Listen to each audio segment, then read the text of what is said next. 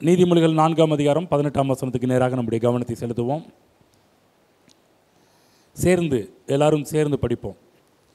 நீதிமான்களுடைய பாதை நடுப்பகல் வரைக்கும் அதிகமாய் பிரகாசிக்கிற சூரிய பிரகாசம் போல் இருக்கும். நீதிமான்களுக்கு நன்மை உண்டாகும் என்ற தலைப்பிலிருந்து இப்போ நீதிமான்களுடைய பாதைகளை நாம் தியானிக்க ஆரம்பித்திருக்கின்றோம். அநேக கிறிஸ்தவர்கள் சொல்கிற ஒரு குற்றச்சாட்டு என்னவென்றால், ஆண்டவர்னு வந்தங்க, ஆண்டவர்னு போனங்க, இன்னும் நான் அப்படியே தானங்க இருக்கிறேன் என்ற ஒரு பெரிய குற்றச்சாட்டுகளை வைக்கிறதை நாம் பார்க்கின்றோம். ஜபன்னு போனாங்க, மாங்குன்னு பைபிளை படித்தாங்க, கத்தி பாடினாங்க, வாரம் தவறாமலாம் போனாங்க. இது எனக்கு ஒரு பிரயோஜனமும் இல்லையே, என்ன பண்ணுறது, வேறு வழி இல்லாமல் இப்போ நான் சர்ச்சுக்கு வந்துகிட்டு இருக்கிறேன் என்றெல்லாம் நீங்கள் உள்ளத்தில் சொல்லி கொண்டிருக்கலாம். உள்ளத்தில் ஒரு வெறுமையோடு கூட நீங்கள் காணப்படலாம். ஒரு காரியத்தை மனதில் வைத்துக் கொள்ளுங்கள். நீங்கள் என்னதான் சபைக்கு வந்தாலும், ஜெபம் செய்தாலும், கர்த்தருடைய வார்த்தையை படித்தாலும், தேவனுடைய வார்த்தை குறித்த ஒரு வெளிச்சம், தேவனுடைய வார்த்தை குறித்த வெளிப்பாடு, தேவனுடைய வார்த்தையை நீங்கள் புரிந்து கொள்ளாமல் நீங்கள் எந்த ஒரு காரியத்தை செய்தாலும் அவைகள் உங்களுக்கு ஒரு காலத்திலும் பிரயோஜனப்படவே படாது என்பதை மனதில் நீங்கள் நிறுத்திக் கொள்ள வேண்டும். என்றைக்கெல்லாம் கிறிஸ்துவ சபையிலே தேவன் நமக்காக வைத்திருக்கிற காரியங்களை புரிந்து கொண்டு, அறிந்து கொண்டு, தெரிந்து கொண்டு, வெளிச்சம் உண்டாகி நம்ம செய்கின்றோமோ, அதில் தான் ஒரு மிகப்பெரிய வெற்றி, மிகப்பெரிய ஒரு ஆசீர்வாதம், இவைகள் எல்லாவற்றையுமே பார்க்க முடியும். ஏதோ ஞாயிற்றுக்கிழமை வந்துட்டு போகிறதுனால ஒரு வேலையும் நடக்காது. என்ன சேர் கொஞ்சம் தேஞ்சி போகும், அவ்வளோதான். என்ன கொஞ்சம் எக்ஸ்ட்ரா மண் உள்ளே வரும், அவ்வளோதான். மற்றபடி வேறு ஒன்றுமே நடக்க போகிறது கிடையாது. இங்கே வந்தாலும் தேவனுடைய வார்த்தையை புரிந்து கொள்ள வேண்டும். புரிந்து கொள்ளாமல் நீங்கள் போனீங்கன்னா ஒரு பிரயோஜனம் கிடையாது. சில பேர்லாம் பாருங்கள், வாரம் சர்ச்சுக்கு வராங்க, ஏன் வராங்கன்னு அவங்களுக்கே தெரியாது. சில நேரத்தில் நீங்கள் பக்கத்தில் கேட்டு பார்த்தீங்கன்னா தெரியும். நீங்கள் எதுக்கு இங்கே சர்ச்சுக்கு வரீங்கன்னு கேட்டு பாருங்கள், பேன்னு முழிப்பாங்க. எதுக்காக வரீங்க யோசிச்சு பாருங்கள். இன்றைக்கு நான் இந்த யூடியூப்லாம் சில பேட்டி காண்ற மாதிரி நானும் உங்கள்கிட்ட இப்போ பேட்டி எடுக்கிறேன்னா, உங்களால் சொல்கிறதுக்கு என்ன இருக்கும் என்பதை சற்று சிந்தித்து பாருங்கள். நான் உங்கள்கிட்ட கேட்க தனிப்பட்ட விதத்தில் மைக்கை வச்சு கேட்குறேன், எதுக்குங்க நீங்கள் சர்ச்சுக்கு வந்திருக்கீங்க, ஏங்க சர்ச்சுக்கு வந்திருக்கிறீங்க, இவ்வளோ நாள் சர்ச்சுக்கு வந்திருக்கீங்க, ஏதாவது நடந்திருக்குதா, மாற்றம் உண்டாயிருக்குதா? இதெல்லாம் உங்களை பார்த்து நான் இப்பொழுது தனிப்பட்ட விதத்தில் உங்களிடத்தில் நான் கேட்பேன் ஆகில் நீங்கள் சொல்வதற்கு என்ன இருக்கிறது என்பதை நீங்கள் சிந்தித்து பார்க்க வேண்டும். ஆகவே இங்கு வருகின்ற நீங்கள் இங்கு செய்கின்ற எந்த ஒரு காரியத்தையுமே அர்த்தம் இல்லாமல் நீங்கள் செஞ்சீங்கன்னா, புரிந்து கொள்ளாமல் செஞ்சீங்கன்னா, அதில் உங்களுக்கு எந்த ஒரு பதிலும் வரப்போகிறது கிடையாது. திரும்ப சொல்கிறேன், இங்கே செய்கின்ற எல்லா காரியத்தையும் நீங்கள் முதலாவது புரிஞ்சு வச்சுருக்கோம். இது நம்ம ஏன் செய்கிறோம், எதனால் செய்கிறோம், இதனால் நமக்கு என்ன பலன், இதனால் நமக்கு என்ன பலன், இதனால் ஆண்டவருடைய நாமம் எந்த அளவுக்கு மகிமைப்படுகிறது என்பதெல்லாம் ரொம்ப நீங்கள் தெரிந்து வைத்து கொள்ளவில்லை என்றாலும் ஏதோ ஓரளவுக்காவது நீங்கள் தெரிந்து வைத்திருப்பது ரொம்ப ரொம்ப நல்லது. அதுதான் இன்றைக்கு கர்த்தருடைய வார்த்தையை நீங்கள் கேட்கும் போதெல்லாம் அந்த வார்த்தைக்கு மனம் திரும்ப வேண்டும், கீழ்ப்படிய வேண்டும் என்ற ஒரு எண்ணம் நமக்குள்ளாக உருவாக வேண்டும். இன்றைக்கு கர்த்தர் கூட நம்முடைய வாழ்க்கையில் பல திட்டங்களை வைத்திருக்கிறார். அந்த திட்டங்களெல்லாம் நிறைவேற வேண்டும் என்று கர்த்தர் விரும்புகிறார். ஆனால் நம்ம என்ன பண்ணுறோம் தெரியுங்களா, சபைக்கு வரும்போது நமக்கென்று ஒரு பிளானை வச்சுட்டு வருவோம். இங்கே போனால் இது நிறைவேறணும், அது நிறைவேறணும். அதாவது நல்லா புரிஞ்சுக்கங்க, கிறிஸ்தவ வாழ்க்கை என்பது நம்முடைய ஆசைகளை நிறைவேற்றுவதல்ல. கிறிஸ்தவ வாழ்வு என்பது தேவனாகிய கர்த்தர் நம்மை உருவாக்கியிருக்கிறார். அவர் நம்முடைய வாழ்க்கையை வடிவமைத்திருக்கிறார். அவர் என்ன விரும்புகிறார், அவர் என்ன ஆசைப்படுகிறார், அவர் என்னுடைய வாழ்க்கையில் வைத்திருக்கிற நோக்கம் என்ன என்பதை புரிந்து கொண்டு நம்ம வாழ்கிறோம் பாருங்கள். அதில் தான் கிறிஸ்தவ வாழ்க்கையின் அர்த்தமே இருக்குது. ஆனால் நிறைய நேரத்தில் பாருங்கள், நம்ம என்ன பண்ணுறோன்னா நமக்குன்னு ஒரு பிளானோடு வருவோம். சில இடத்துல பாருங்கள், பிரசங்கம் கேட்குறப்ப கூட பார்த்திங்கன்னா உங்களுக்கு இசைவாக பிரசங்கம் இல்லைன்னு வச்சுக்கிங்களேன், நீங்கள் என்ன பண்ணி வெளியே போய் நீங்கள் பிரசங்கம் மாதிரியே இல்லைங்க, நீங்கள் பிரசங்கம் என்னமோ மாதிரி இருந்துச்சுங்க, இதெல்லாம் ஏன் பேச ஆரம்பிக்கிறாங்கன்னா, அவங்களுக்கு பிடிச்ச மாதிரி இல்லை என்பதனால. சில இடத்துல அவங்களுக்கு பிடிச்ச ஒரு வார்த்தையை சொல்லாமல் போகிறோன்னு வச்சிங்களேன், அவங்களுக்கு ஒரு மாதிரி இருக்கும். ஆனால் உங்களுக்கு இசைவாக உங்களுக்கு கிலுகிலுப்பு உண்டாகிற மாதிரியே, உங்களை உணர்ச்சியை கிளப்புற மாதிரி சில வார்த்தைகளை சொல்ல ஆரம்பிச்சிடும். அப்பா எப்படி இருந்துச்சு அப்படின்வாங்க. கவனமாக கேளுங்க. இங்கே வரும்போதெல்லாம் நல்லா புரிஞ்சுக்கணும். இங்கே உட்கார்ற ஒவ்வொருடைய வாழ்க்கையிலையும் ஒரு ப்ரேயரோடு உட்காரணும். ஆண்டவரே, இன்றைக்கு என்னுடைய வாழ்க்கையில் நீர் என்ன விரும்புகிறீரோ அதை எனக்கு கற்றுத்தாரோம்.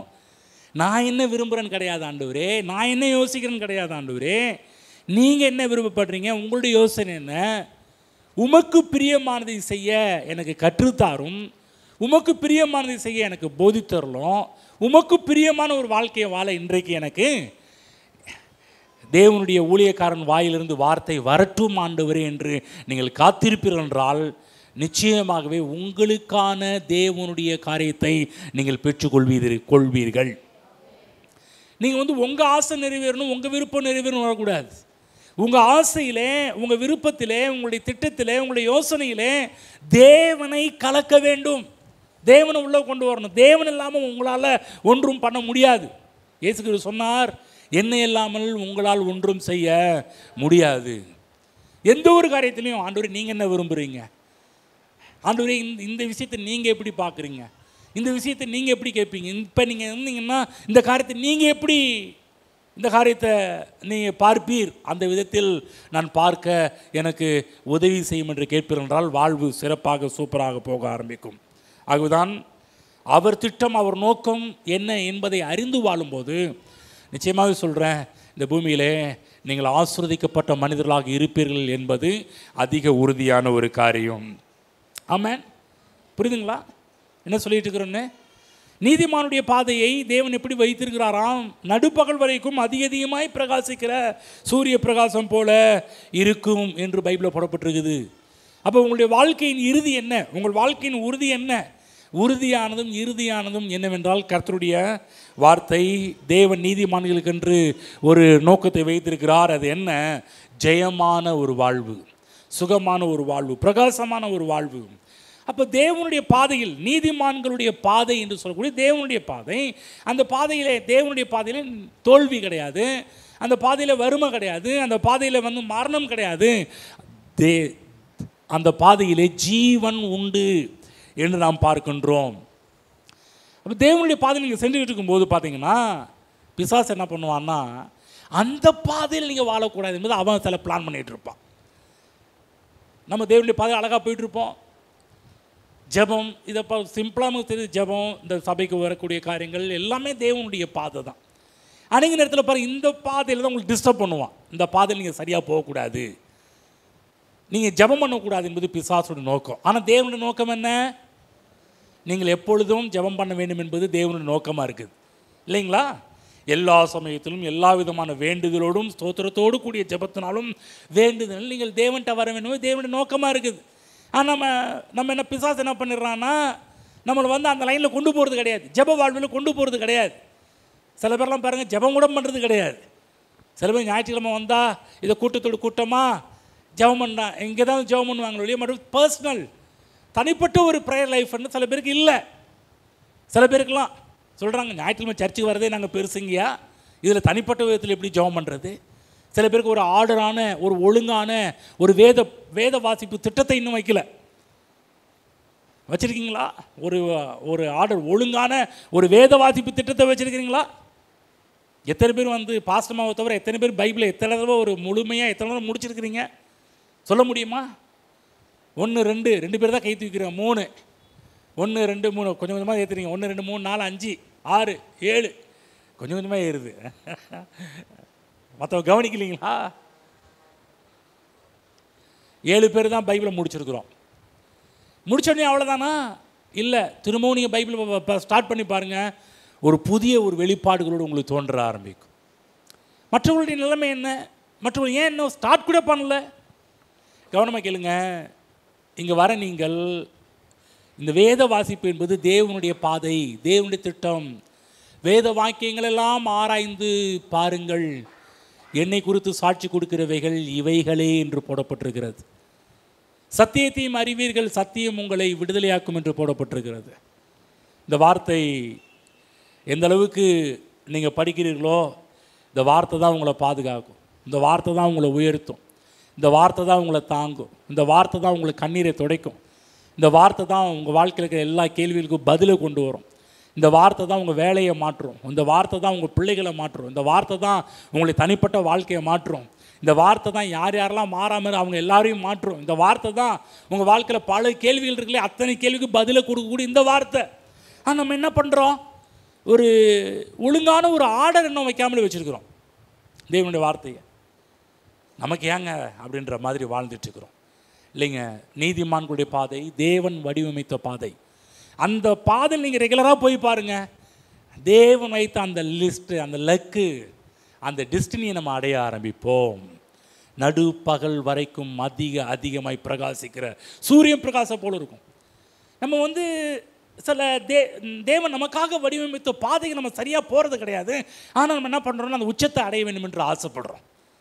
ஆண்டவரே, ஏன் ஆண்டவரே நீங்கள் சொன்ன வாக்குத்தத்தத்தை என் வாழ்க்கையில் நிறைவேற்றாமல் இருக்கிறீங்க அப்படிலாம் கர்த்தரை கேட்க ஆரம்பி. கர்த்தரை கேட்பாருப்பா, என் பாதை என்ன பாதை, இந்த பாதையில் ஒழுங்காக நீ வந்துட்டு இருக்கிறியா, பைபிளில் புறப்பட்டுருக்கலையா, அந்த இடத்துல படிச்சோங்களா, ஞான மார்க்கத்தை நான் உனக்கு போதித்தேன், செவையான பாதையிலே உன்னை நடத்தினேன். செவையான பாதையில் நடந்து கொண்டு இருக்கிறோமா?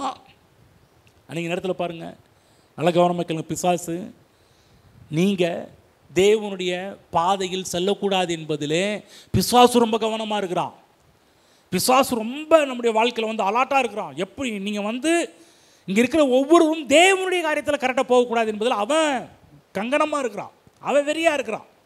தேவனுடைய வழியில் நீங்கள் நடக்கக்கூடாதுன்னு, நீங்கள் ஜெபம் பண்ணக்கூடாது, பைபிள் படிக்கக்கூடாது, சர்ச்சுக்கு வரக்கூடாது, அதுவும் சர்ச்சுக்கு நேரத்துக்கு வரக்கூடாது. சில பேர்லாம் பாருங்கள், பிரசங்கம் ஸ்டார்ட் பண்ணி கூட பின்னாடி தான் நீங்கள் வர ஆரம்பிக்கிறீங்க. இதெல்லாம் பிசாசுடைய சூழ்ச்சிகள். என்றைக்கு நீங்கள் தேவனுடைய பாதையில் நீங்கள் போக ஆரம்பிக்கிறீர்களோ அன்றைக்கு உங்கள் வாழ்க்கையில் எந்த பிரச்சனையும் இருக்காதுங்க. நீங்கள் சில பேர்லாம் நிறைய குறைகளை சொல்கிறீங்க, நிறைய உங்கள் வாழ்க்கையில் ஃபோன் பண்ணால் இல்லை நீங்கள் ஃபோன் பண்ணால் ஏகப்பட்ட குறைகள். இத்தனைக்கு என்ன தெரியுமா காரணம்? ஏன் தெரியுமா ஃபோன் பண்ணி பாஸ்ட் எனக்கு இந்த பிரச்சனை அந்த பிரச்சனை இந்த நீங்கள் சொல்கிறதுக்கு காரணம் என்ன தெரியுமா? நீங்கள் தேவனுடைய பாதையில் நீங்கள் போய் கொண்டிருப்பீர்கள் என்றால் நீங்கள் எங்கள்கிட்ட ஃபோன் பண்ணி பேச வேண்டிய வேலையே இருக்காது. நீங்கள் ஃபோன் பண்ணி எங்கள்கிட்ட புலம்ப வேண்டிய வேலையே இருக்காது. நீங்கள் ஃபோன் பண்ணி எங்கள்கிட்ட கண்ணீர் வெடிக்க வேண்டிய வேலையே இருக்காது. ஏன்? நீங்கள் தேவனுடைய பாதையில் செல்லும்போது அவருடைய பாதை நடுப்பகல் வரைக்கும் அதிகமாக பிரகாசிக்கிற சூரிய பிரகாசம் போல் இருக்கும்போது நீங்கள் என்கிட்ட pastor please pray for me அப்படி சொல்ல மாட்டீங்க. எங்களுக்காக ஜெபம் பண்ணிக்கங்க, எங்களுக்காக வேண்டிக் கொள்ளுங்கன்னு சொல்ல மாட்டீங்க. ஏனென்றால் நீங்கள் தேவனுடைய பாதையில் கரெக்டாக போயிட்டு இருக்கும்போது நான் சொல்கிறேன், உங்களுக்கு எங்கள் உதவி தேவைப்படாது, தேவனே உங்களுக்கு உதவி செய்வதை நீங்கள் உங்கள் வாழ்வில் கண்கூடாக பார்க்க ஆரம்பிப்பீர்கள். ஏன் இன்றைக்கி ஏன் நடக்க மாட்டேங்குது? இன்றைக்கி எப்படியாவது 4 பேர்கிட்ட நம்ம கஷ்டங்கள் பிரச்சனை நிறையா இருக்குது, யார்கிட்ட ஃபோன் பண்ணி சொல்லணும், யாராவது இந்த காரியத்துக்கு ஜெபம் பண்ணணும், இங்கே போய் ஜெபம் பண்ணலாமா, அங்கே போய் ஜெபம் பண்ணலாமா, இந்த கூட்டத்துக்கு போகலாமா, அந்த கூட்டத்துக்கு போகலாமா? ஏன்? எதனால்? தேவன் நமக்காக வடிவமைத்த பாதையில் நாம் செல்லாமல் வேறு ட்ராக்கில் போயிட்டுருக்கிறோம். எந்த அளவுக்கு தேவன் உங்களுக்காக வடிவமைத்த பாதையில் நீங்கள் சென்று கொண்டிருக்கிறீர்களோ நான் சொல்கிறேன், அவங்க பாதை நடுப்பகல் வரைக்கும் அதிகமாய் பிரகாசிக்கிற சூரிய பிரகாசம் போல இருக்கும். ஆமென். அங்கே வெற்றிக்கு பஞ்சமே இருக்காது, செழிப்புக்கு தேவனுடைய பாதையில் செழிப்புக்கு பஞ்சமே இருக்காது, தீர்க்காயுசுக்கு பஞ்சமே இருக்காது, கொழுமைக்கு பஞ்சமே இருக்காது, செழுமைக்கு பஞ்சமே இருக்காது. அவன் செய்வது எல்லாம் வாய்க்கும். யார் செய்வது எல்லாம் வாய்க்கும்? கர்த்தருடைய வேதத்தில் பிரியமாயிருந்து இரவும் பகலும் ஒரு வேதத்தில் தியானமாக இருக்கிற மனுஷன் பாக்கியவான். அவன்தான், அவன் செய்வது எல்லாம் வாய்க்கும். நீங்கள் தேவனுடைய வழியில் செல்வீங்கன்னா உங்கள்கிட்ட ஒவ்வொருத்தரையும் பார்த்து இப்படி பண்ணுங்கள் அப்படி பண்ணுங்கள் இது செய்யாதீங்க அதை செய்ய சொல்ல வேண்டிய அவசியமே இருக்காது. நீங்கள் பாட்டு கரெக்டாக உங்கள் வழியில் நீங்கள் செல்ல ஆரம்பிச்சிருவீங்க. ஒரு காரியத்தை புரிஞ்சு வைத்துக் கொள்ளுங்கள், எப்படி தேவன் நம்முடைய வாழ்வு முன்னேற வேண்டும், நடுப்பகல் வரைக்கும் அதிகமாய் பிரகாசிக்கிற சூரிய பிரகாசம் போல இருக்க வேண்டும் என்று எப்படி தேவன் விரும்புகிறாரோ ஒரு காரியத்தை நல்லா மனதில் வச்சுக்கோங்க. தேவனுடைய விருப்பம் என்ன? உங்கள் வாழ்வு எப்படிப்பட்டதாக இருக்க வேண்டும், உங்கள் பாதை எப்படிப்பட்டதாக இருக்க வேண்டும்? நடுப்பகல் வரைக்கும் அதிகமாய் பிரகாசிக்கிற சூரியன் பிரகாசம் போல் இருக்கும். இதானே? இன்னொரு லைன் போகிறேன். பிசாசு என்று ஒருத்தர் இருக்கிறான், அவன் உங்கள் வாழ்க்கையில் நீங்கள் எப்படிப்பட்ட ஒரு வாழ்க்கை வாழ வேண்டும் என்று அவன் விரும்புகிறான்னா, உங்கள் வாழ்க்கை அதால பாதாளத்தில் போய் இருளில் வாழ வேண்டும். கும்மிருட்டு காரிருள் சொல்கிறாங்க, அப்படிப்பட்ட ஒரு இடத்துல போய் வாழ வேண்டும் என்று அவன் ஆசைப்படுறான். நீங்கள் எந்த லைனில் வரணும்னு ஆசைப்படுறீங்க? காரிருளில் வாழணும்னு ஆசைப்படுறீங்களா? இருளில் வாழணும்னு ஆசைப்படுறீங்களா? இருளில் நடக்கணும்னு ஆசைப்படுறீங்களா? அப்பா, எனக்கெல்லாம் அது தேவையே இல்லை. யோசிச்சு பாருங்க, கொஞ்சம் கற்பனை செய்து பாருங்களேன். ஒரு 3 நாளைக்கு இருட்டாகவே இருந்துச்சுன்னா உலகம் எப்படி இருக்கும் யோசிச்சு பாருங்க. எந்த சோலார் சிஸ்டமும் ஒர்க் ஆகலை, எந்த மின்சாரமும் ஒர்க் ஆகலை, எல்லாமே இருட்டாக இருக்குது. எப்படி இருக்கும் வாழ்க்கை? இன்றைக்கி வெளிச்சமாக இருக்குது இல்லைங்க. இன்றைக்கெல்லாம் கொஞ்சம் நல்ல பகல் நேரமாக கொஞ்சம் வெளிச்சமாக கொஞ்சம் பார்க்குறது நல்லா இருக்குது. யோசிச்சு பாருங்க, இருட்டாகவே இருந்துச்சுன்னா எப்படி இருக்கும்? எப்படி இருக்கும் யோசிச்சு பாருங்க. சில பேருக்கு தெரில இல்லை, கண்ணை மூடிட்டு ஒரு 3 நாள் வாழ்ந்து பாருங்க. ஹலோ, பக்கத்தில் சொல்லுங்க, கண்ணை மூடிட்டு 3 நாள் வாழ்ந்து பாருங்க. அப்போ எப்படி இருக்கும் வாழ்க்கை? இப்படிப்பட்ட வாழ்க்கை மட்டும் வேணவே வேணாம்ப்பா. யாராவது விரும்புவீங்களா? கண்ணை மூடிட்டு 3 நாள் வாழ விரும்புவீங்களா? இன்னும் கூட பாருங்க, பார்வை செல்ல ஏதாவது கண்ணாடி போட்டாவது கொஞ்சம் தூரத்தில் பார்த்துணும், கிட்ட பார்த்து ஏதாவது பண்ணணும்னு இதை முடிவு செய்துக்கிட்டு இருக்கிறோம். நல்லா புரிஞ்சுங்க, பிசாசுடைய டார்கெட் என்னன்னா, நீங்கள் அதிகமாய் பிரகாசிக்கிற சூரிய பிரகாசம் போல இருக்கக்கூடாது, நீங்கள் இருளில் வாழ வேண்டும். 5 வருஷம் கழிச்சு தேவனுடைய திட்டம் என்ன? தேவனுடைய பாதையில் செல்ல ஒரு 5 வருஷம் 10 வருஷம் கழிச்சு உங்கள் வாழ்க்கையே வேற மாதிரி இருக்கும். ஆனால் பிசாசின் பிளான் என்ன? இன்னும் ஒரு 5 வருஷம் கழிச்சு 10 வருஷம் கழிச்சு நீங்கள் அதால பாதத்தில் நீங்கள் இருளில் காரிருளில் வாழ வேண்டும் என்பதுதான் அவனுடைய திட்டமாக இருக்கிறது. நீங்கள் முடிக்கணும், நீங்கள் சூஸ் பண்ணணும், எந்த வழியில் நான் போக போகிறேன், தேவனுடைய வழியா அல்லது பிசாசனுடைய வழியா? நீதிமான்களுடைய பாதை நடுப்பகல் வரைக்கும் அதிகமாய் பிரகாசிக்கிற சூரிய பிரகாசம். கர்த்தர் சொல்றாரு, மகனே, நான் உனக்காக வடிவமைத்தது இந்த பாதை. உனக்காக கஷ்ட பாதையோ இருள் பாதையோ நஷ்டத்தின் பாதையோ வடிவமைக்கல. அநேக நேரத்தில் கிறிஸ்தவ விசுவாசிகள் ஏன் நம்ம போய் மாட்டிக்கிறோம்னா, ஒன்று தேவனுடைய பாதையில் வழியில் செல்ல விருப்பம் இல்லாததுதான். விரும்பி பாருங்க, ஆசைப்பட்டு பாருங்க, ஆசைப்படுறது இல்லை பாருங்க. ஜெபம் பண்ணணும்னு ஒரு ஆசை வந்தால் தான் ஆசையை ஜெபமே பண்ண முடியும். ஆசை இல்லைன்னா எப்படி ஜெபம் பண்ண முடியும்? ஹலோ, சொல்கிறது புரியுதா உங்களுக்கு? சொல்கிறது புரியுதா? கொஞ்சம் ஆசைப்பட்டால் தான் எதுவுமே எந்த ஒரு பொருளையும் எந்த ஒரு காரியம் செய்ய முடியும். எந்த ஒரு பொருளை வாங்கணும்னா கூட முதல்ல என்ன வருது? ஆசை வந்தால் தான் அடுத்தது பொருளையே வாங்குகிறோம். அதே போல் ஜெபம் பண்ண வேண்டும் என்ற ஒரு விருப்பம் வர வேண்டும். பைபிள் படிக்க வேண்டும் என்ற ஒரு விருப்பம் வரணும். சபைக்கு வர வேண்டும் என்ற விருப்பம் வரணும். சபைக்கு கரெக்டாக 7 மணிக்கு வர வேண்டும் என்ற விருப்பம் வரணும். ஐயா, இப்போ 7 மணிக்கு ஸ்டார்ட் பண்ணுறோம், ஸ்டார்ட் பண்ணுறதுக்கு முன்னாடியே நாங்கள் போய் நிற்க ஒரு ஆசை வந்தால் தாங்க வர முடியும். ஆசை வரலன்னா உங்களால் நீங்கள் இன்னும் 10 வருஷம் கழிச்சாலும் நீங்கள் இன்னும் 10 வருஷம் பிசாசு நோக்கம் என்ன தெரியுமா? பிசாசு நோக்கம் இன்னொரு 5 வருஷம் கழிச்சு லாஸ்ட்டில் 6 என் ஆத்மாவே கர்த்தரை தோத்திரி இல்லையா, அந்த நேரத்தில் வரணுன்ற பிசாசுடைய நோக்கம். ஆனால் ஆண்டோடைய நோக்கம் என்ன? ஆண்டோடைய பாதை என்ன? நீங்கள் முதல்ல உட்காந்து ஆரம்பிக்கிறதுக்கு முன்னாடியே துதிக்கணும், ஸ்தோத்திரம் பண்ணணும் வேண்டும் என்பது தான் ஆண்டோடைய நோக்கமாக இருக்குது. நீங்கள் யார் பக்கம் நிற்கணும்னு ஆசைப்படுறீங்க? இல்லைங்கய்யா, விடுங்க, எங்களை விடுங்க, இதெல்லாம் சொல்ல வேணாங்கய்யா, நாங்கள் 5 வருஷம் கழிச்சு நீங்கள் சொன்ன மாதிரி என் ஆத்மாவே கர்த்தரை தோத்திரம் போடுறீங்களா, அந்த நேரத்துக்கு நாங்கள் வந்தால் போதும். நான் சொல்கிறேன், உங்கள் வாழ்க்கை சொல்கிற மாதிரி இருக்கவே இருக்காது. நீதிமானுடைய பாதை தேவன் வடிவமைத்த பாதை. நடுப்பகல் வரைக்கும் அதிகமாய் பிரகாசிக்கிற சூரிய பிரகாசம் போல இருக்க வேண்டும் என்று கர்த்தருடைய திட்டம். தேவனுடைய திட்டத்தில் படிப்போம். எரேமியா 29ஆம் அதிகாரம் 9ஆம் வசனம் எல்லாரும் எடுத்துக்கொள்ளுங்கள். எரேமியா 29:11ஆம் வசனம் படிக்கிறேன், எடுத்துக்கங்க. 29:11 படிக்க எல்லாரும் சேர்ந்து படிப்போம். நீங்கள் எதிர்பார்த்திருக்கும் முடிவை உங்களுக்கு கொடுக்கும்படிக்கு நான் உங்கள் பேரில் நினைத்திருக்கிற நினைவுகளை அறிவேன் என்று கர்த்தர் சொல்கிறார். அவைகள் தீமைக்கல்ல, சமாதானத்துக்கு ஏதுவான நினைவுகளே. இந்த இடத்துல போடப்பட்டிருக்குது ஒரு வேத பதிப்பு, இந்த RC ரோமன் கேத்தலிக் வேத பதிப்பில் போடப்பட்டிருக்குது. கேடு விளைவிக்கிற திட்டம் அல்ல. நான் உங்கள் பேரில் நினைத்துக்கிற நினைவுகளை அறிவேன், அது தீமைக்கல்ல என்று சொல்ல இடத்துல கேடு விளைவிக்கிற திட்டம் அல்ல.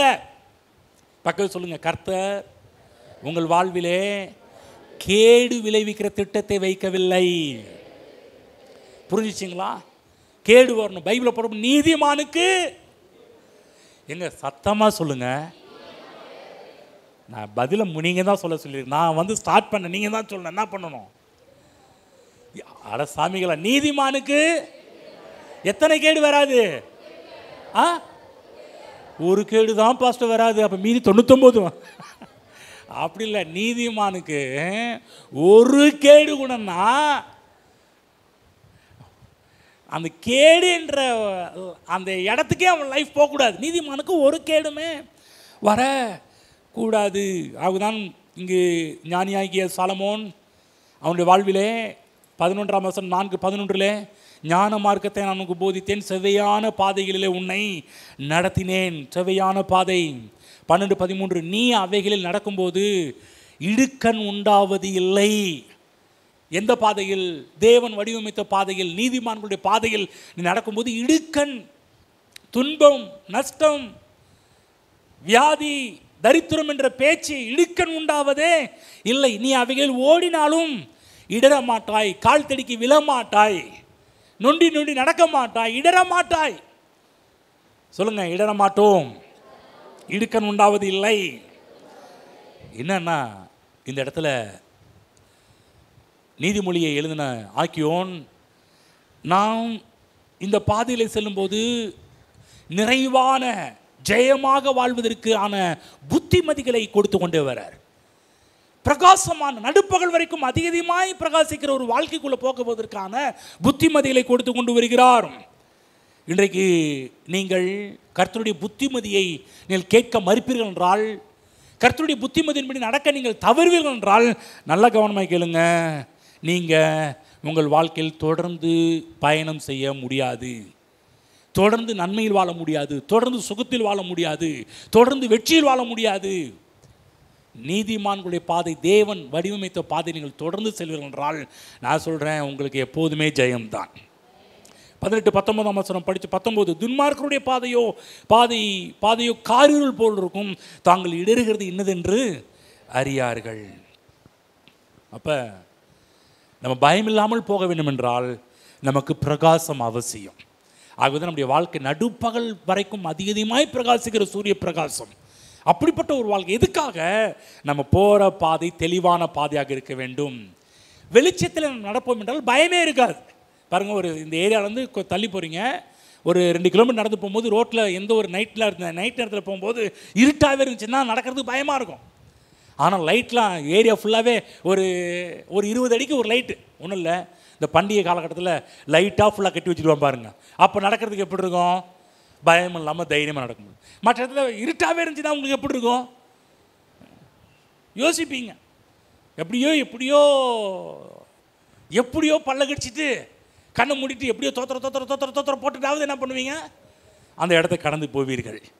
ஆனால் நான் ஒன்று சொல்கிறேன், வெளிச்சமாக இருந்துச்சுன்னா நீங்கள் நடக்கிறதுக்கு பயப்பட மாட்டீங்க, நடக்கிறதுக்கு இடர மாட்டீங்க அந்த இடத்துல. ஆகவேதான் தேவன் உங்கள் வாழ்வு எப்போதுமே நடுப்பகல் வரைக்கும் அதிகமாக பிரகாசம் இருக்கும் என்றால், வெளிச்சம் இருக்கும் என்றால், தேவனுடைய காரியத்தை குறித்து வெளிச்சம் இருக்கும் என்றால், நான் சொல்கிறேன், நீங்கள் பயமில்லாதிருப்பீர்கள், திகிலுக்கு தூரமாவீர்கள்.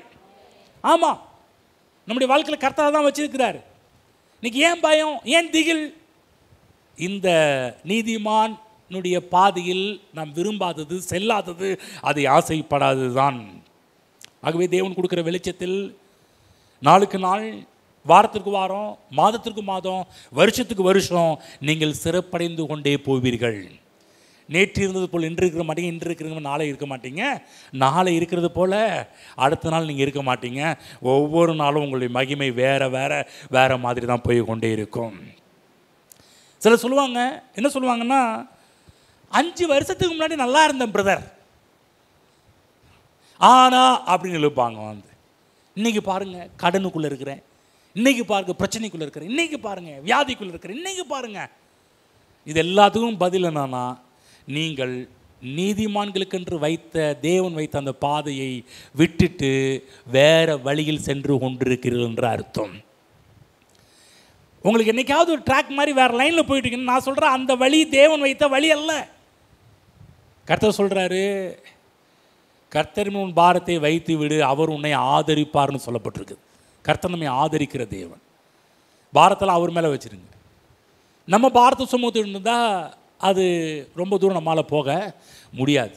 நம்முடைய வாழ்க்கையில் கர்த்தர் வெற்றியை வச்சிருக்கிறார். நம்ம தோல்வியில் போவோம்னா அது கர்த்தருடைய திட்டம் அல்ல. தேவன் நம்முடைய வாழ்க்கையில் சுகத்தை வச்சிருக்கிறார். நம்ம வியாதியாகவே இருந்தோம்னா அது கர்த்தருடைய திட்டம் அல்ல.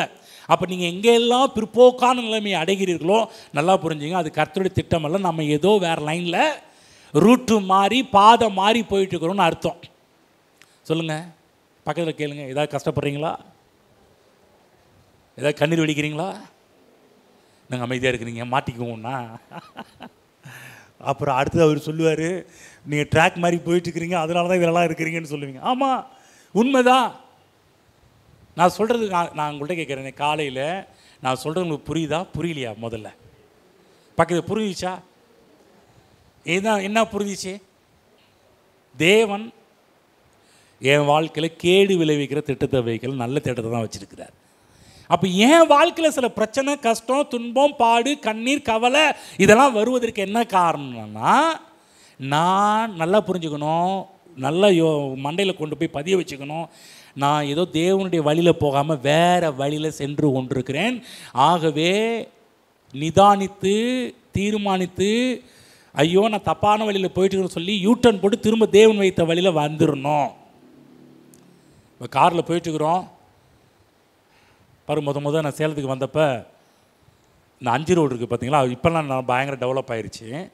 நான் வந்த புதுசில் ரொம்ப சின்ன பையன் வேறு, 19 வயசில் முடியுது. அப்போ தான் 20 வயசு ஆரம்பமாகிடுச்சு. அந்த டைமில் சின்ன வயசு தான், புதுசு. முன்ன பின்ன ஒரு வீட்லேயே இருந்து வாழ்ந்துட்டேன். வெளியே போய் அதிகமாக எங்கள் அம்மா அவங்க கூடயே வாழ்ந்து பழகிட்டேன். 2 வருஷம் பைபிள் காலேஜில் அங்கேயும் உள்ளே இருந்தே பழகிட்டேன். ஊர் உலகம் தெரியாது. முதல் சேலத்தில் வந்து விட்றாங்க 5 ரோடு.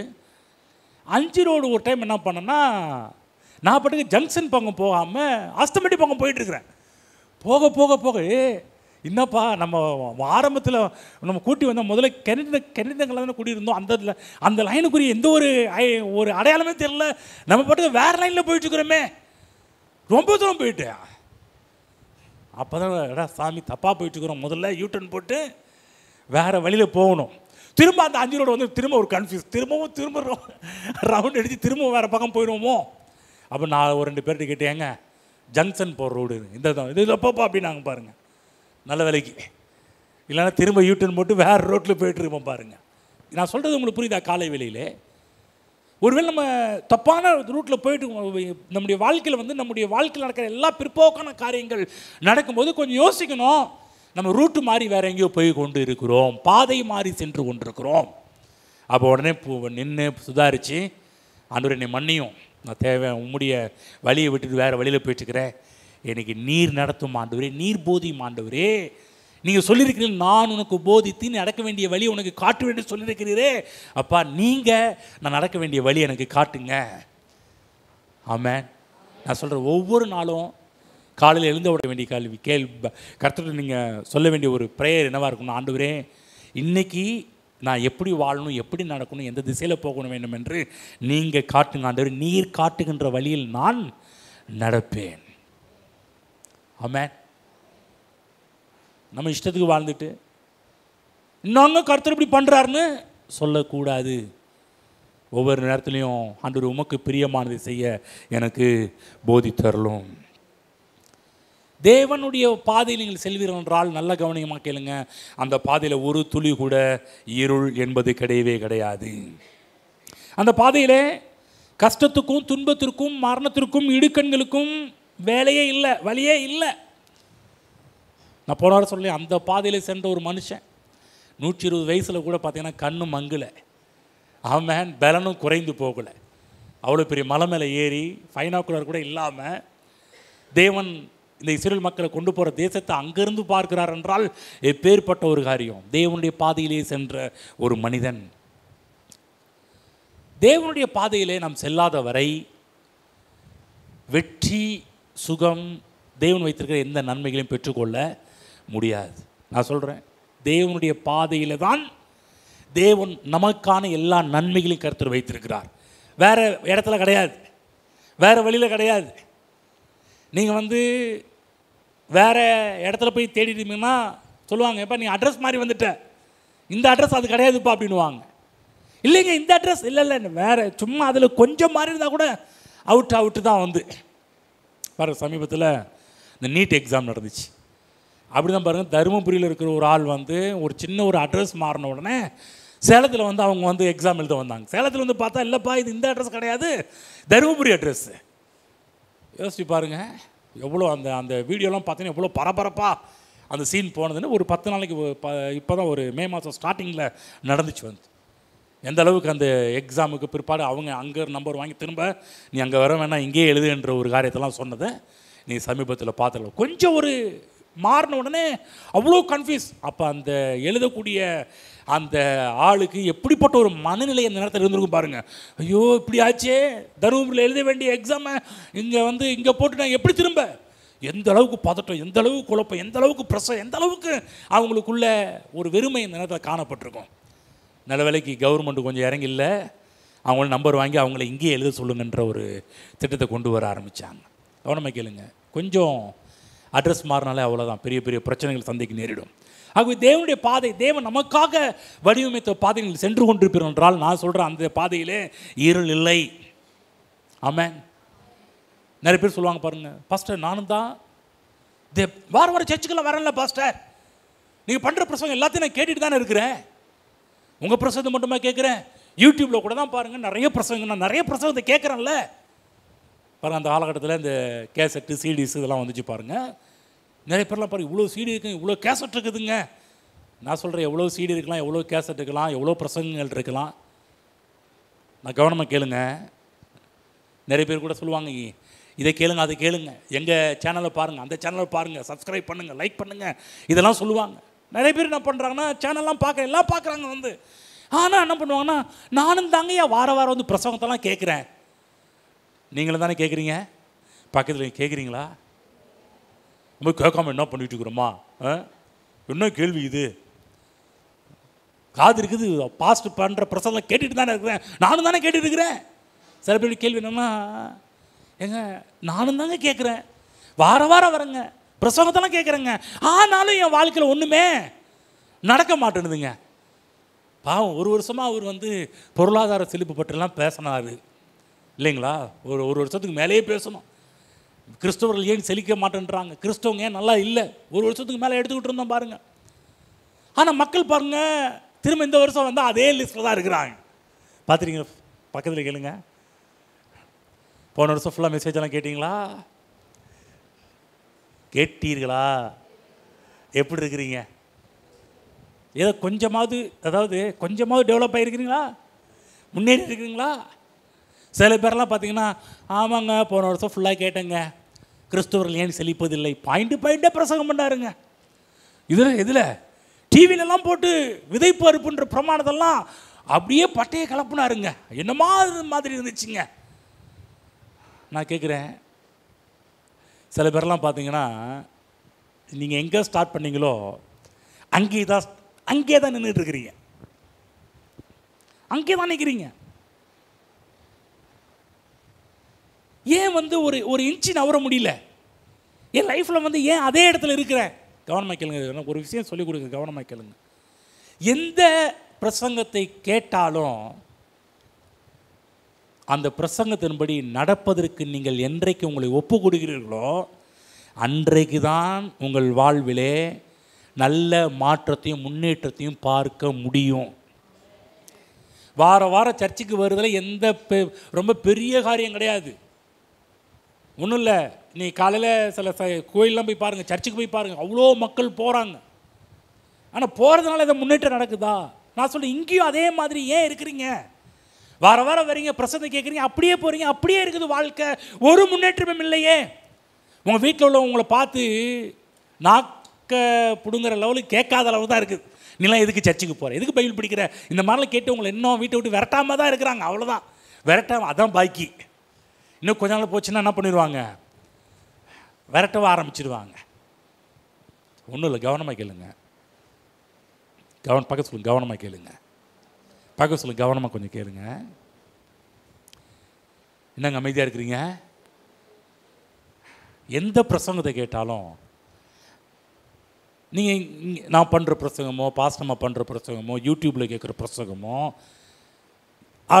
எந்த பிரசங்கத்தை கேட்டாலும் அந்த பிரசங்கத்தின்படி வாழ என்றைக்கு நீங்கள் அர்ப்பணிக்கிறீர்களோ அன்றைக்கு தாங்க வாழ்க்கையில் ஒரு அடி முன்னாடி போக ஆரம்பிக்கிறீங்க. நீங்கள் அது வரையிலும் அப்பா நீ சூப்பராக பிரசங்கம் இருந்துச்சுப்பா, என்னமா பிரசங்கம் பண்ணாருங்க, அப்படி இருந்துச்சுங்க இப்படி இருந்துச்சுங்க, எங்களை அங்கேயே கூட்டி போயிட்டாருங்க, பரலோகத்துக்கே கூட்டி போயிட்டாருங்க, என்னம்மா சே அப்பா, அந்த மாதிரிலாம் உங்களால் சொல்ல முடியும். பிரசங்கத்தை கேட்டு என்ன பண்ண முடியும்? உங்களால் அப்படிலாம் பேச முடியும்? பேசலாமா? பிரசங்கம்லாம் கேட்டு கை தட்டுவாங்க, பிரசங்கம்லாம் கேட்டு விசிலடிப்பாங்க, பிரசங்கம்லாம் கேட்டு குதிப்பாங்க. நடக்கும். கவனமாக கேளுங்க, அதில் பெரிய விஷயமே கிடையாது. ஆனால் எந்த பிரசங்கத்தை கேட்டு கீழ்ப்படியக்கூடிய ஒரு ஆர்வம் இருக்குதோ, தேவன் இன்றைக்கு என்னோடு பேசியிருக்கிறார், அந்த பாதையில் நான் செல்ல போகிறேன் என்று நீங்கள் தீர்மானம் பண்ணுகிறீர்களோ, நான் சொல்கிறேன், நீங்கள் உங்கள் வாழ்க்கையில் ஒளியை அடைகிறீர்கள், பிரகாசத்தை அடைகிறீர்கள். இப்படியே வார வார வார வார வரும்போது ஒவ்வொரு காரியத்தை செய்ய, இன்னைக்கு பிரசங்கத்தை கேட்டேன், இதிலிருந்து கர்த்தனோடு பேசியிருக்கிறாரு, இந்த வழியில் போன்றிருக்கிறார், இந்த பாதையில் செல்லுன்றிருக்கிறாரு, நான் செல்ல போகிறேன் என்று தீர்மானம் பண்ணி நீங்கள் செல்ல ஆரம்பிப்பீர்கள் என்றால், நான் சொல்கிறேன், துன்மார்க்குடைய பாதை காரிருள் போல் இருக்கும், உங்கள் பாதை காரிருள் போல் இருக்காது. நடுப்பகல் வரைக்கும் அதிகமாய் பிரகாசிக்கிற சூரிய பிரகாசம் போல இருக்க ஆரம்பிக்கும். விஷயம் என்ன? என்ன பிரச்சனை? நீங்கள் என்னதை காமிக்கிறீங்க?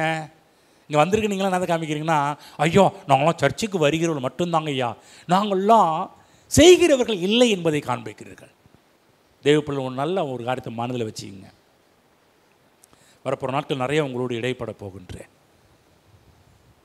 எந்த அளவுக்கு பிரகாசம் உண்டாகிறதோ, வெளிச்சம் உண்டாகிறதோ, அந்த வெளிச்சம்தான் உங்களை கொண்டு போகும். உங்களுடைய பாதையை கர்த்தர் நடுப்பகல் வரைக்கும் அதிகமாய் பிரகாசிக்கிற சூரிய பிரகாசத்தை போல தேவன் விரும்புகிறாரு. தேவன் விரும்புகிறது அதை முன்னாடி படித்தோம், பின்னாடி படித்தோம். நான் அந்த வசனத்தை மட்டும் சொன்னேன்னா உங்களுக்கு வேல்யூவே இருக்காது. ஆகவே அந்த நீதிமானுடைய பாதை என்ன, என்ன நடக்கிறது, என்ன ஏது என்பதை தான் உங்களோடு காண்பித்து கொண்டிருக்கிறேன். ஆமென். புரியுதுங்களா? அநேகர் ஆரம்பத்தில் நல்லா இருப்பாங்க. ரட்சிக்கப்பட்ட புதுசெல்லாம் பாருங்க, இன்னைக்கு நீங்களும் தான் ரட்சிக்கப்பட்ட புதுசெல்லாம் என்னமா ஜெபம், ரட்சிக்கப்பட்ட புதுசெல்லாம் தேவனுடைய வார்த்தை செய்யறதுக்கு அப்படியே கீழ்ப்படிச்சோம். உண்மையா? உண்மை இல்லைங்களா? ரட்சிக்கப்பட்ட புதுசில் நீங்கள்லாம் பார்த்தீங்கன்னா தேவனுடைய வார்த்தையின்படி பண்ணுறதுக்கு ஜெபம், பாட்டு, துதி, ஆராதனை, சர்ச்சில் எந்த மீட்டிங் வச்சாலும் முதல்ல வந்துடுறது, எந்த ஒரு காரியம் செய்கிறதாலும் உடனே கீழ்ப்படுகிறது, அப்படியே செய்கிறது. ஆனால் நாளாக நாளாக நாளாக என்ன ஆயிடுச்சுன்னா, நம்ம அதனுடைய வேல்யூ மதிப்பு குறைச்சிட்டோம். இன்றைக்கி நீங்கள் இருக்கிறதெல்லாம் எதின் அடிப்படையில் வாழ்ந்துருந்தீங்களா? நீங்கள் இருக்கிறது, நீங்கள் ரட்சிக்கப்பட்ட புதுசில் சில தீர்மானங்கள் பண்ணீங்க பாருங்கள், அதனால் நீங்கள் இன்றைக்கி இருக்கிறீங்க. ஹலோ, நீங்கள் இன்றைக்கி ஏன் தெரியுமா இன்றைக்கி இருக்கிறது காரணம் தெரியுங்களா? ரட்சிக்கப்பட்ட புதுசில் நீங்கள் எடுத்த சில நல்ல தீர்மானங்கள், ரட்சிக்கப்படுவதற்கான தீர்மானங்கள், இயேசு கிறிஸ்துவை ஏற்றுக்கொண்டதுக்கான தீர்மானங்கள் எடுத்தீங்க, அதனால நீங்கள் உட்கார்ந்துருக்கிறீங்க. ஆனால் தேவனுடைய விருப்பம் என்ன? ஏதோ நீங்கள் வார வாரம் வந்து உட்கார்ந்துட்டு போவது தேவனுடைய திட்டம் அல்ல. உங்கள் வாழ்வு எப்படிப்பட்டதாக இருக்க வேண்டும்?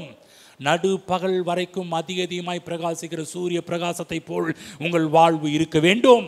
வர வர முன்னேற வேண்டும், வர வர தேவனுடைய ஆசீர்வாதங்களை பெற்றுக்கொள்ள வேண்டும். நான் ஸ்டார்ட் பண்ணும்போது சொன்னது போல தான், நேற்று இருந்தது போல இன்னைக்கு இருக்கக்கூடாது, இன்னைக்கு இருந்தது போல நாளைக்கு இருக்கக்கூடாது.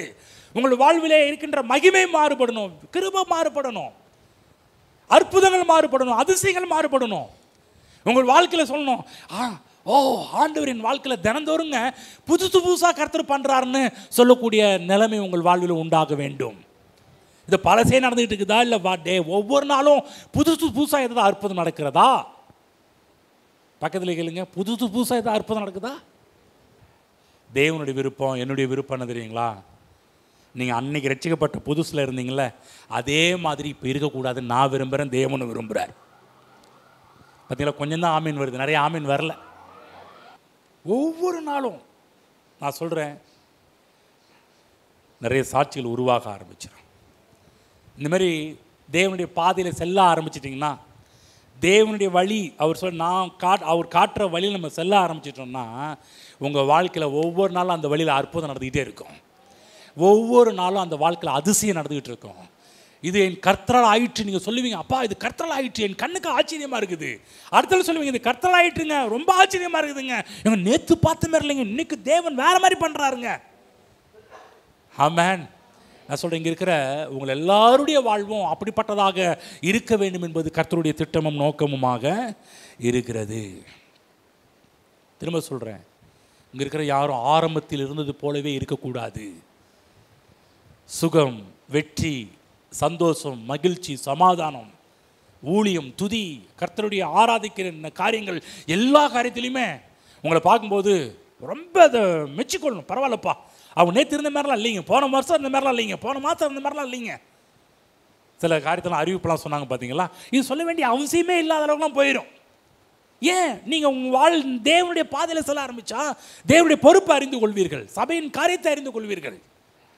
நீங்கள் நினைக்கிறீங்களா மைக் பிடிச்சி பிரசங்கம் பண்ணுறது மட்டும்தான் ஊழியம் நீங்கள் நினச்சிட்டு இருக்கிறீங்களா? நான் சொல்கிறேன், இது மட்டும் இல்லைங்க, இது பின்னாடி பண்ணப்படுறது தான் உண்மையான ஊழியங்களே. ஒருத்தவங்க வந்து சொல்லி சொல்லி எனக்கு பிடிக்காத ஒரு வார்த்தை, நீங்கள் சொல்லி ஒரு காரியத்தை செய்யக்கூடாதுன்னா என்னுடைய பாலிசியே. ஆனால் சொல்லாமல் நீங்கள் வரீங்க பாருங்கள், அதுதான் கர்த்தர் விரும்புகிறார். ஆமென். ஹலோ, பக்கத்தில் புரிஞ்சான்னு கேளுங்க. நீங்கள் சொல்லி செய்ய போகிறீங்களா, சொல்லாமல் செய்ய போகிறீங்களா? தேவன் விருப்பம் என்ன தெரியுங்களா? எதையுமே தேவன் கட்டாயப்படுத்துறதே கிடையாது. தேவன் விருப்பத்தை எதிர்பார்க்கிறார். இந்த ஊழியங்களில் கூட நாங்கள் சொல்லி நீங்கள் செய்ய வேண்டும் என்று எதிர்பார்க்க, நீங்கள் இவங்க சொல்லுவாங்க அவங்க சொல்லுவாங்க எதிர்பார்க்கக்கூடாது. அதுதான் பாருங்கள், பாட்டு பாடும்போது கூட இவங்க பாடுவாங்க அவங்க பாடுவோம் சொல்ல வேண்டிய தேவையில்லை. அவங்களா வரணும். அவங்களா இது வந்து என்னுடைய ஊழியம், கர்த்தர் கொடுத்த ஊழியம் என்று முன்னாடி வரணும். எந்த ஒரு இந்த சபையில் பண்ண எந்த ஒரு காரியமாக இருந்தாலும் இது எங்கள் ஊழியம், கர்த்தர் எங்களுக்கு கொடுத்த ஊழியம் என்று வர வேண்டும். இது நீதிமான்களுக்கு தேவன் வைத்திருக்கிற பாதை. நான் கேட்குறேன், ஆரம்பத்தில் இருக்குமே இருக்கிறீங்களா, முன்னேறிட்டீங்களா?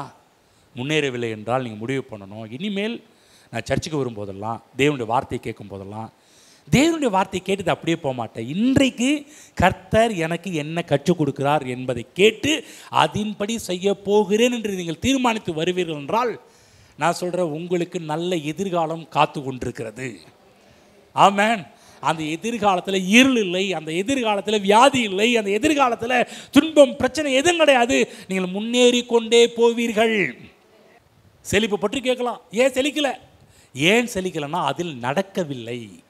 நான் சொல்ல செழிப்பை பற்றி நிறைய கேட்டிங்களா இல்லைங்களா? அதில் ஒரு காரியத்தை அதிகமாக எம்பசைஸ் பண்ண, டைத் என்ற ஒரு விஷயம், தசமம் பார்க்கும். எத்தனை பேர் கொடுக்க ஆரம்பிச்சிங்க? மீதம் இருக்கிற ஆட்கள் என்னாச்சு? நான் சொல்லிட்டுங்க, இன்னும் 5 வருஷம் கழித்தாலும் நீங்கள் அப்படியே தான் இருப்பீங்க, டெவலப் ஆகவே முடியாது. என்றைக்கு தேவன் கொடுத்த வழி, இது தேவன் வைத்த வழி, நான் இந்த வழியை நான் பின்பற்ற போகிறேன், இந்த வழியை நான் ஃபாலோ பண்ண போகிறேன், என்றைக்கு நீங்கள் முடிவு பண்ணுறீங்களோ, நான் சொல்கிறேன், அவர்கள் ஆசீர்வாதத்துக்கு தப்ப முடியாது. ஆமென். சொல்கிறது உங்களுக்கு புரியுங்க? விதைக்கிறவன் மட்டும்தான் அறுவடையை பார்க்க முடியும், விதைக்காத ஆள் அறுவடையை பார்க்கவே முடியாது. ஒரு 6 பேர் தான் தூக்குனீங்க, கை தூக்குனீங்க. ஆனால் மீதம் இருக்கிற எல்லாருமே நீங்கள் தேவனுடைய வழியில் செல்ல ஆரம்பிச்சுட்டா, நான் சொல்கிறேன், இந்த இடத்துல வறுமை என்ற பேச்சுக்கு இடமே இருக்காது. ஏன்? எதனால? இப்போ புரியுதா என்ன பிரச்சனைன்னு? என்ன பிரச்சனைன்னு தெரியுதா? பிரச்சனை என்னன்னா, அந்த ஹானர் பண்ணாது, கர்த்தரை கனம் பண்ணாது தான் பெரிய பிரச்சனையாக இருக்குது. அப்போ நல்லா முடிவு பண்ணணும். செழிப்பை பற்றி நிறைய கேட்டாலும் கேட்குறதுல எந்த பிரயோஜனம் கிடையாது. அதாவது பிரயோஜனம் கிடையாது. நான் என்ன சொல்கிறேன்னா, என்றைக்கு கேட்டு நீங்கள் நடக்கிறீர்களோ அன்றைக்கு தான் பிரயோஜனம். கேட்பது என்பது ஒரு பங்கு, கேட்பதை செய்வது என்பது தான் இன்னொரு பங்கு. புரியுதுங்களா? கேட்கறது மட்டும் இல்லைங்க, நான் கேட்டுட்டு போகிறேங்க, நீ கேட்கிற விசுவாசம் ஒரு பிரயோஜனம் கிடையாது.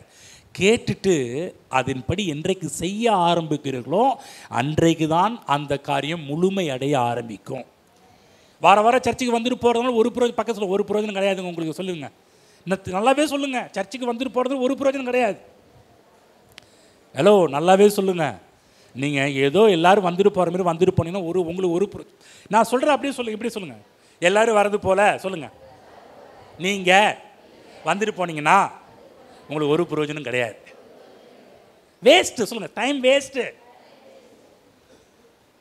இன்னும் வேறு எப்படி சொல்லணும் உங்களுக்கு? அப்போ என்ன சொல்ல வரேன்? எல்லாரும் வந்துட்டு போகிறது மாரி வரக்கூடாதுங்க. நான் ஒரு யூனிக்காக இருக்கணும், நான் ஒரு தனித்தன்மை உள்ளவனாக இருக்கணும். எல்லாரும் வரது போல நான் இல்லைப்பா, நான் தேவனை உண்மையாகவே ஆராதிக்கிற ஒரு ஆள், தேவனுடைய வார்த்தையை கேட்கிறவன் மட்டும் இல்லை, கேட்டு அப்படியே செய்கிற மனிதன். ஆமென். நல்லா புரிஞ்சுக்கணும் தேவ பிள்ளைகளே, நீங்கள் இங்கே வருவது நல்லது. ஆனால் வந்து கர்த்தருடைய வார்த்தையை கேட்டுட்டு போகிறதோட நிப்பாட்டுறாதீங்க.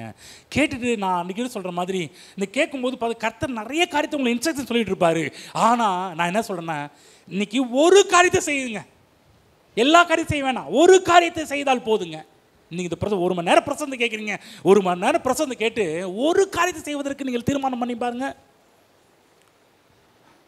அது உங்களை எங்கேயோ கொண்டு போய் வச்சிடும். நீங்கள் சொல்கிறீங்களா, கிறிஸ்தவ உலகத்தில் இன்றைக்கி டாப்பில் இருக்கிற எல்லாருடைய லைஃப்லையும் கேட்டிங்கன்னா அவங்க சொல்லுவாங்க, நாங்கள் தேவனுடைய வார்த்தையை கேட்டது மட்டும் இல்லைங்க, கேட்டதின்படி செய்ததுனால தான் நாங்கள் வாழ்க்கை நல்லா இருக்குதுன்னு சொல்லுவாங்க. நல்லா புரியுதா? நீங்கள் ஏதோ சர்ச்சுக்கு வந்துட்டு போகிறது ஒரு பிரயோஜனம் கிடையாது. தேவனுடைய வார்த்தையை கேட்டு என்றைக்கு அதன்படி செய்கிறீர்களோ அன்றைக்கு உங்கள் வாழ்வு நடுப்பகல் வரைக்கும் அதிகமாய் பிரகாசிக்கிற சூரியன் பிரகாசம் போல இருக்கும். பாருங்கள், செழிப்பு மட்டும்தான் சொன்னேன். அதே போல் சுகம் என்ற ஒரு காரியமாக இருக்கட்டும். இன்னைக்கு ஏன் சுகமாகவில்லை? இன்னைக்கு பாருங்க, கர்த்தர் தெய்வீக சுகத்தை வச்சிருக்கிறாரா? வச்சிருக்கிறாரா? நீங்கள் சுகமாவது தேவனுடைய திட்டமா? ஆனால் இன்னைக்கு ஏன் மக்கள் சுகமாகவில்லை? ஏங்க சுகமாகல? ஏன்னா அதற்குரிய காரியத்தை நம்ம செய்யாமல் இருக்கிறோம். வெற்றி தேவனுடைய திட்டமா? எஸ், வெற்றி தேவனுடைய திட்டம். நான் தோல்வியை அடையக்கூடாது என்பது கர்த்தருடைய திட்டம். ஆனால் நான் ஏன் தோற்று போகிறேன்? ஏனென்றால் தேவன் எனக்கான வைத்த பாதையில் நான் செல்லாமல் வேறு வழியில் போயிட்டு இருக்கிறேன். அதான் பிரச்சனை. இன்றைக்கி நீங்கள் தீர்மானம் பண்ணணும். என்ன தீர்மானம் பண்ணணும்னா, ஏதோ ஞாயிற்றுக்கிழமை சர்ச்சுக்கு வந்துட்டு போகிற ஒரு ஆளாக இருக்க போகிறேன்னா, அப்படிப்பட்டவர்களுக்கு பேர் என்ன தெரியுங்களா? வந்துட்டு போகிற ஒரு ஆளுக்கு பேர் ஆடியன்ஸ். என்ன யாருங்க? ஆடியன்ஸ்னா பார்வையாளர். யார் அவங்க? நான் கேட்க, நீங்கள் பார்வையாளராக இருக்க போகிறீர்களா? அதாவது இன்னொரு அதாவது இந்த ஆன்மீக காரியத்தில் ஒரு வார்த்தை சொல்லுவாங்க, டிவோட்டி என்று சொல்லக்கூடிய ஒரு வார்த்தை சொல்லுவாங்க. டிவோட்டினா பக்த கோடிகள். நீங்கள் நிறைய நேரத்தில் நீங்கள் சர்ச்சுக்கு எப்படி வேணும், பக்த கோடிகளாகவே வந்துட்டு போகிறீங்க. முதல்ல ஆடியன்ஸ் சொன்ன, அடுத்து இப்போ எப்படி இருக்கிறீங்க? பக்த கோடிகள், பக்தர்கள், இயேசு பக்தன். நிறைய பேர் எப்படி இருக்கு? இயேசு பக்தர்களாக இருக்கிறீங்க. நல்லா கவனமைக்கில் ஒரு விஷயம் சொல்கிறேன். நீங்கள் ஆடியன்ஸ், பார்வையாளராக இருப்பது தேவ திட்டம் அல்ல. நீங்கள் பக்த கோடிகளாக, பக்தர்கள், இயேசு பக்தர்களாக இருப்பது தேவனுடைய திட்டம் அல்ல. தேவன் விரும்புகிற ஒரு காரியம் என்ன தெரியுங்களா? நீங்கள் சீசர்களாக இருக்க வேண்டும் என்று தான் கர்த்தர் விரும்புகிறார். சீசர்கள் என்று சொன்னால் என்ன தெரியுங்களா? சீசன் என்று சொன்னாலே குருவை பின்பற்றுகிறவன். ஹலோ, நீங்கள் எல்லாரும் பார்வையாளர்களா அல்லது பக்தர்களா அல்லது சீசர்களா? சீசர்களாக இருக்க வேண்டும் என்றால் யாரை பின்பற்ற வேண்டும்? என் குருவாகிய இயேசுவை பின்பற்றுகிறவராக இருக்க வேண்டும். ஆமென். இயேசு எவ்வழி நடந்தாரோ அந்த வழியை பின்பற்றுகிறவராக இருக்க வேண்டும். உங்களை பார்க்கும்போது இன்னொரு இயேசுவா உலகம் பார்க்கணும். ஏங்க, இயேசுவா அன்னைக்கு பார்க்கலங்கன்னா உங்களை பார்க்கும்போது நான் தெரிஞ்சுக்குதுங்க, இயேசுன்னா இப்படி தான் இருப்பார்னு உங்களை பார்த்தாலே தெரியுதுங்க அப்படின்னு சொல்கிற அளவுக்கு நீங்கள் வாழ வேண்டும். எழுந்து நில்லுங்க பார்க்கலாம்.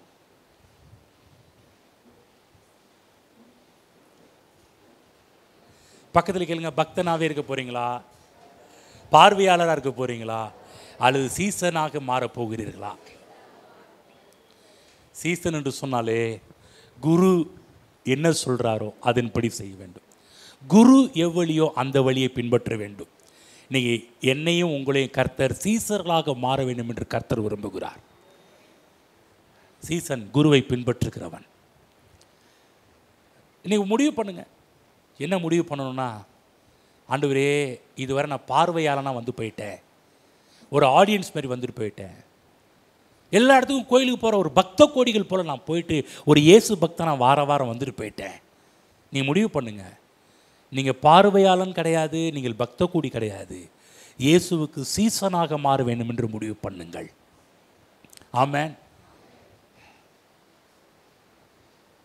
அந்த காலகட்டத்திலலாம், நான் இயேசு கிறிஸ்துவை ஏற்றுக்கொண்ட காலகட்டத்திலலாம் பார்த்தீங்கன்னா, ஊழியத்துக்கு எப்படி அழைப்பாங்கன்னா, ஊழியத்துக்கு ஒருத்தர் ட்ரைன் பண்ணால் ஒரு காரியம்னா, அந்த ஊழியக்காரங்க கீழே இருந்து ஒரு அசிஸ்டண்ட்டாக ஊழியக்காரன் செயல்பட பிற்காலத்தில் அந்த ஊழியக்காரன் இங்கே போய் ஊழியம் பண்ணப்பா, அங்கே போய் ஊழியம் பண்ணுப்பான்னு சொல்லி ஊழியத்திலே போட ஆரம்பிப்பாங்க. அது வரையிலும் அந்த ஊழியக்காரன் ஒரு பெரிய ஊழியக்காரனை கீழே இருந்து ட்ரைனிங் ஆகணும். ட்ரைனிங் ஆகும்போது எல்லா காரியத்தையும் அந்த சிஷியன் அசிஸ்டன்ட் செய்யணும். பார்த்துட்டே இருப்பார். என்னைக்காவது மிஸ்டேக் பண்ணால் கூட அந்த ஊழியம் கிடைக்கவே கிடைக்காது. நீங்களாம் அந்தமாரி எவ்வளோ பேர் சில இடத்துல இருக்கிறாங்க. நான் சொல்ல, இன்றைக்கு நீங்கள் கர்த்தருக்காக ஊழியம் பண்ண வேண்டும் என்றால் கர்த்தரோடு இசைந்து இருந்தால் மட்டும்தான் கர்த்தருக்காக ஊழியங்கள் செய்ய முடியும். இன்றைக்கி ஒரு காரியத்தை முடிவு பண்ணிக்கோங்க. நான் சீசனாக இருக்க போகின்றேன். சீசன் என்றால் என் குருவாகி இயேசுவை பின்பற்றுகிற ஒரு மனிதனாக இருக்க போகின்றேன். நல்லா கவனிக்கணும். வேறு யாரையும் நீங்கள் மாடலாக பின்பற்றக்கூடாது. இயேசுக்கு சீசர்களாகி நீங்கள் இயேசுவை மட்டும்தான் உங்கள் மாடலாக பின்பற்ற வேண்டும். நான் சொல்கிறேன், என்னையே கூட நீங்கள் மாடலாக பின்பற்றக்கூடாது. நான் உங்கள் மாதிரி அல்ல, இயேசுவே நம்முடைய மாதிரி. நான் உங்கள் லக்கு அல்ல, இயேசுவே என்னுடைய லக்கு. நல்லா புரிஞ்சுக்கங்க. நீங்கள் எல்லாருமே என்னுடைய சீசர்கள் கிடையாது, லியோ சீசர்கள் கிடையாது. நீங்கள் எல்லாரும் இயேசுவுக்கு சீசர்கள். எல்லாரும் சொல்ல, நான் இயேசுவின் சீசன். இயேசு என்ற குருவிற்கு மட்டுமே நான் கீழ்ப்படிய போகின்றேன். குருவின் அடிச்சுவடுகளை பின்பற்ற போகிறேன். எனக்கென்று நல்ல பாதைகளை வைத்திருக்கிறார், பிரகாசமான பாதைகளை வைத்திருக்கிறார். அந்த பாதைகளில் நடக்கப் போகின்றேன். எனக்காக என் குரு வைத்திருக்கிற பாதை வெற்றியின் பாதை, ராஜ பாதை, கேடு இல்லாத பாதை, சுகத்தின் பாதை, செழிப்பின் பாதை, நன்மையின் பாதை. இந்த பாதையில் செல்ல போகின்றேன். என் குரு என்ன சொல்கிறாரோ அதன்படி கேட்டு நான் அந்த பாதைகளில் சென்று என் குரு வைத்திருக்கின்ற எல்லா நன்மைகளையும் பெற்று வாழ்வேன். ஆமென். கரங்களை தட்டி கர்த்தரை வாழ்த்துவோம். Praise the Lord. ஹalleluya.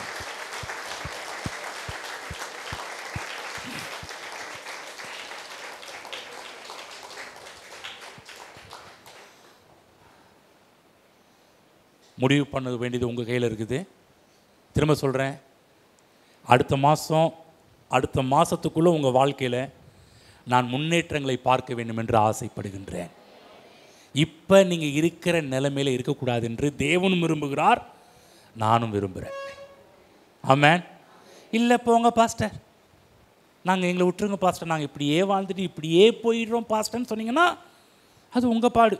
அது அதுக்கும் எனக்கும் சம்மந்தம் கிடையாது. ஆனால் நானும் என் தேவனும் என்ன விரும்புகிறோன்னா நீங்கள் இப்போ இருக்கிற நிலையில் இருக்கக்கூடாது. இப்போ கிடைக்கின்ற சந்தோஷம், இப்போ இருக்கிற சமாதானம் அது போதாதுங்க. தேவன் உங்களுக்கான சமாதானத்தை வச்சிருக்கிறாரு, தேவன் உங்களுக்கான சந்தோஷத்தை வச்சிருக்கிறாரு, நிம்மதியை வச்சிருக்கிறாரு, ஆசீர்வாதங்கள் வச்சிருக்கிறாரு, வாக்குத்தத்தங்களை வச்சிருக்கிறாரு. ஏராளமான நல்ல வழிகளை தேவன் நமக்காக வைத்திருக்கிறார். நான் சொல்கிறேன், அந்த வழிகளெல்லாம் நீங்கள் அனுபவிக்கணுங்க, ருசி பார்க்க வேண்டும், அதெல்லாம் டச் பண்ணணும். ஆமென். சில பேர்லாம் இங்கே இருக்கிற ஒரு சிலர் ஏற்காடு கூட போகாத ஆட்கள் இருக்கிறீங்க. இங்கே ஏற்காடு போகாத ஆட்கள் யாருங்க? எல்லோரும் போயிட்டீங்களா?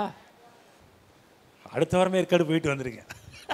சேலத்தில் எல்லாத்தையும் சுற்றி பார்த்துட்டீங்களா? இங்கேயே போக முடியலன்னா இன்னும் நம்ம ஏரியா சுற்றி பல ஏரியாக்கள் இருக்குது.